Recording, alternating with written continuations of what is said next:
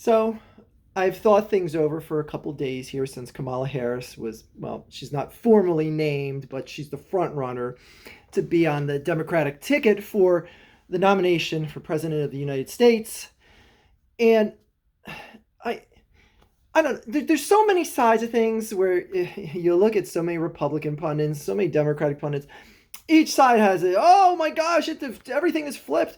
Trump is running away with things now, but no, Kamala is running away with things now. Like every side makes it think like makes you think their side is a shoo-in. Now, I just want to objectively look at things from the Kamala Harris thing because I've said my piece about Trump. He's been the candidate locked in for the past 8 years. Well, president from 8 years ago for 4 years after that, and then running for president again. But with Kamala Harris, I look at things again. I don't care what MAGA is thinking, and I don't care what the hardcore Democrats are thinking, because they're locked in.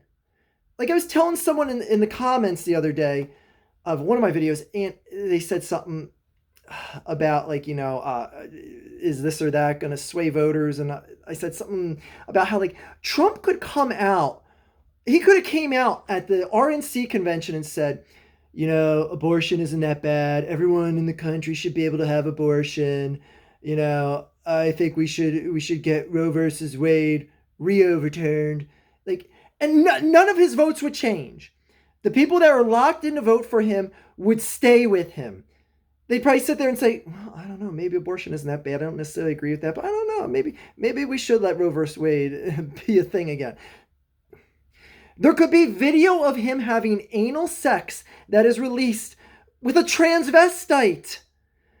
And the people who are going to vote for Donald Trump that are already locked in are still going to vote for him. So I'm not so much worried about that solid majority percentage in both parties because they're going to vote for their person no matter what. What I'm looking at things now is the optics of things and what was the most pressing concerns coming out of the current presidency with Joe Biden that are no longer there with a new candidate in Kamala Harris. And this is why I think my stance right now is I think Kamala Harris stands a better chance of getting elected right now than Donald Trump. And again, I didn't think this right away. I thought Trump had the edge going in, but I'm looking at things, I'm stepping back, and I'm just like, no, wait a second. Because the thing about this is you have to shift into how is Donald Trump going to attack this lady, okay? And how is the party and the rhetoric and the optics of the witty catchphrase and stuff like that. And you may laugh at things like, it's the economy, stupid, and stuff like that gets turned into a catchphrase. Stuff like that turns the minds of people that haven't had their minds turned yet. Like I said, everyone that's already wearing a MAGA cap, they're voting for Donald Trump no matter what. Everyone else that has a donkey tattooed over their heart, they're voting for Kamala Harris no matter what. It's those people in the middle, again, that 20% of voters that have a chance of being swayed. What are they going to look at now? They're going to look at things and say like, Donald Trump is older. If he were to get elected as president, he's older than when Biden got elected 4 years ago. And look at how much Biden just dipped out of reality in those 4 years. Now, I know the Republicans will say right away, like, oh, come on. Donald Trump's mental acumen and everything is so much more sharp than what Biden was 4 years ago. Very true. But the bottom line is he is going to be getting up into his 80s, and people drop off mentally all the time when they get into their 80s. And just right now, the hot topic thing is, oh man, we have this guy that a lot of people just they don't want even in the office right now because he's so old. Why are we going to vote in a guy that is going to be as old as him? Even if he is sharper, way sharper than him right now. That is something that is going to be on people's minds. And another thing is that being the attacking point for the Republican Party right now of Biden being old sleepy Joe is no longer a thing. Because Kamala Harris is almost a full generation younger than Donald Trump. So the whole old card now is completely owned by the Democratic Party. Just completely flipped that narrative. Another thing that I look at is, again, we don't know a vice president candidate here for Kamala Harris. So I digress if this ages poorly, is what I'm going to say. But J.D. Vance is someone that offers absolutely nothing other than one little thing, I will say. It doesn't offer much of anything different than Donald Trump. Usually, with a vice presidential candidate, you get someone that's a little bit more out of the box on a couple of your personal issues. The one thing that J.D. Vance is a bit more out of the box on Donald Trump with is the war with Ukraine. J.D. Vance is much more stringent. He gave a long-winded speech before Congress gave its last approval of the aid package to Ukraine. He was the guy that sat up there and talked and said how wasteful this money is. The money needs to be held accountable and all that other blah, blah, blah, blah, blah. You know, plenty of good points were made. But the bottom line is this guy does not want to fund a war in Ukraine in any way, shape, or form. And he has said as much. Now, with Kamala Harris, there's just so many avenues to pick someone that is a little bit different than you because she is a specific archetype of human being. And this is going into my next point in that she could pick someone like a Josh Shapiro from Pennsylvania, which will help secure a very crucial battleground state like Pennsylvania, Josh Shapiro being the current governor, who would sway enough voters to win the state. As a resident of Pennsylvania, he is very approved of on both sides of the aisle, much more on the Democrat side, obviously. But he's a guy that would basically lock up Pennsylvania for Kamala Harris. And he's someone that differs on a lot of issues with her and isn't the same, doesn't come cut from the same cloth. You could say that as well with J.D. Vance saying like, you know, he was much more of a military guy. Donald Trump never served in the military. Fine, I get that.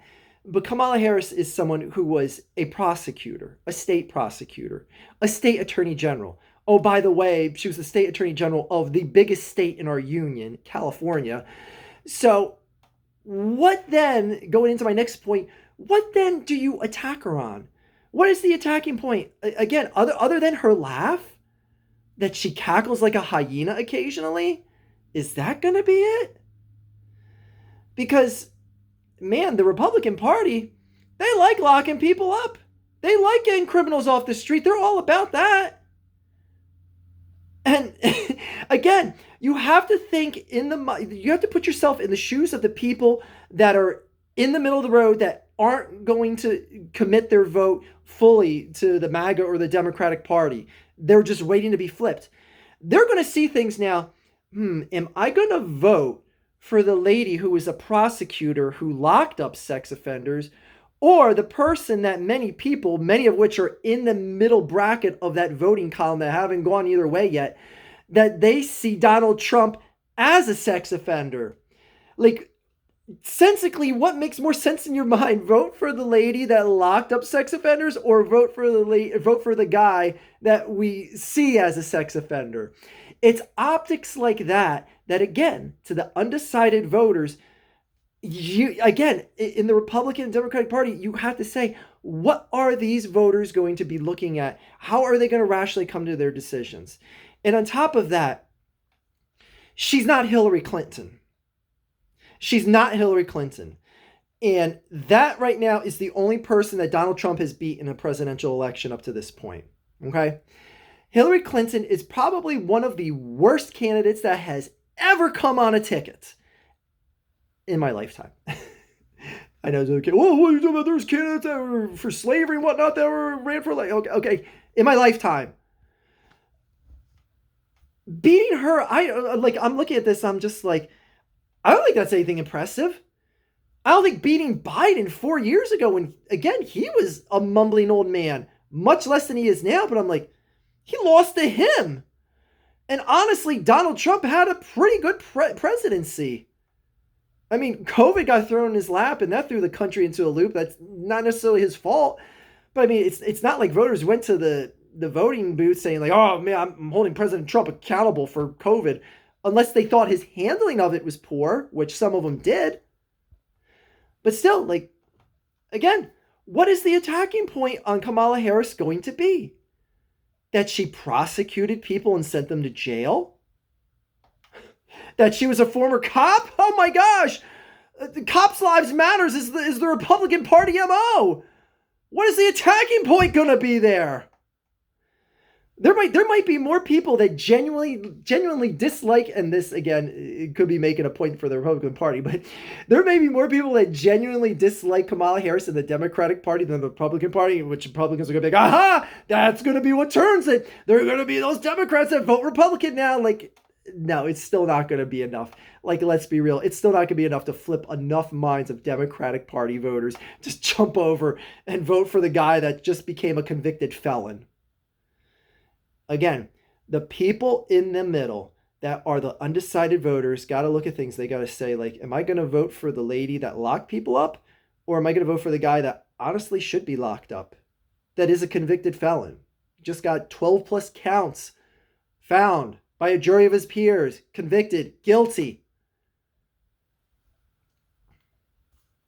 Again, this is why I think Kamala Harris, and again, I am no fan particularly of Kamala Harris, but again, my vote is going for the Democratic Party no matter what. So I'm not who I'm talking about in this video. I'm talking about those people in the middle that could be swayed to either side. Again, you tell me, what is the attacking point of the Republican Party going to be? Because there is a mountain of attacking points that the Democratic Party can go after on Donald Trump. A mountain of them. And one last thing is going to be like, oh man, last time this guy lost the election fair and square, his voters showed up at Congress and tried to, and not tried, but actually stormed the building. They overthrew the Capitol for a little bit. Again, it's the optics of what the people who aren't wearing the red hat and don't have that donkey tattooed over their heart. It's the optics of those people that are just willing to be swayed and willing to vote for either person. That's why I think Kamala Harris has a significant advantage right now. Now, again, this could age poorly, and she could, again, and that's the thing. We haven't seen that much of her yet. She could get decimated head-to-head with Trump in a debate, any number of things like that. But I don't know. Part of me wants to say, like, did the Democratic Party just like 4D chess this and say, look, Joe, we're not seriously going to have you run, but what you can do is on the most watched event this summer between you two, be a mumbling, stumbling, stuttering mess way more than you ever are. Because that is like the one thing that is kind of peculiar now that has my conspiracy cap being put on my head is I'm like, man, for all the times for Joe Biden to become 10 times worse of a mumbling, stuttering mess, he picked a very opportune time to do so. Like, I don't want to hear the thing like he was battling a cold during the debate. Like, anyone out there, can you tell me you've seen a time where he has spoke at any length of time? Like, yeah, there's a sentence or two you can pull out where he sounds like a complete mishmash mouth mess. But man, that entire debate, it almost just seems like it was deliberately tried to be that bad. I don't know. That's just the conspiracy I'm having right now. And it sets up the whole narrative of we can't have an old guy in the White House. And if that is truly what the Democratic Party pulled off here, oh boy. I wish I could give them that much credit, like, because they've done so much stupid shit that I wish I could give them that much credit that they're that smart to do something like that.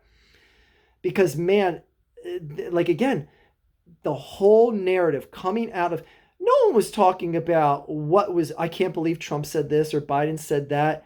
Well, they were saying, I can't believe Biden said that because it was a complete garbled mouth mess. But no one was saying, like, I can't believe Trump's stance on this issue. I can't believe Biden's stance on that issue. All that was talking about out of that first presidential debate was, my God, Joe Biden and this old man is just too old for office. Oh, by the way, if we elect Trump, he is going to be just as old as him, but he will actually be older than him in his 4th year if he got reelected. Anna, anyone else feeling that conspiracy? Because it is peculiar because, I've always called Joe Biden the mumbling, stuttering old man, but man, not that bad. Well, we saw the debate again. Like I said, it was like he was trying to be that bad. Just my 2 cents. And anyways, that's where I stand on all this. Again, I'm not looking to hear what people who are already committed to voting. If they're already committed to voting one way or the other, and I know people are going to say, like, well, there's people that just flat aren't going to vote for a woman, and they're undecided voters. They would vote for a man over a woman no matter what the issues are. I understand that. I just don't think that is a strong enough percentage to sway the undecideds in the middle. I think there's just so much more that Kamala Harris and the Democratic Party, and whoever the candidate is at this point, as long as it's not a feeble old codger, whoever that person is for the Democratic Party, just throw that all out on the table and say, Donald Trump, what are you going to hit us back with?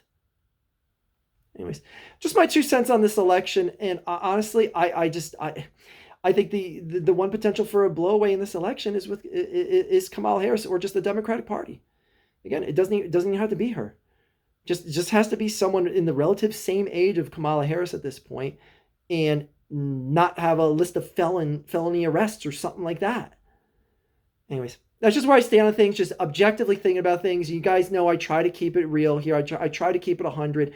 I try to remain as objective as possible. And again, I speak this to you as not someone who likes Kamala Harris all that much at all. But again, my personal stances of why I don't like her, that doesn't pertain to this video. Again, the people in the middle that are ready to have their minds swayed one way or the other, again, there's around 20% in every election of people that are willing to go one way or the other. They're just looking for that one reason or two that looks better than the one side compared to the other. All right. Anyways, I've talked long enough about this, everyone. Oh boy, we still got the Democratic convention coming up, and that may be a whole shit show in and of itself, but I think it's pretty much going to be Kamala Harris's gig that she's going to be the nominee. Anyway, what say you guys? That is all.